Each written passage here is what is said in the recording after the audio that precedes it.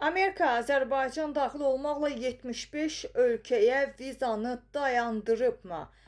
Gündəm Xəbər efirində bir məlumatı diqqətinizə çatdıracaq. Qeyd eləyək ki, bugün yanvarın 15-idir. Belə ki, yerli mediada Amerikanın 75 ölkənin, o cümlədən Azərbaycan vətəndaşları üçün də bütün viza növlərinin dayandırdığı iddiası ilə bağlı məqalələrin yayımlandığı müşahidə olunur və bu barədə Amerikanın Azərbaycandakı səfirliyi məhz məlumat yayıb.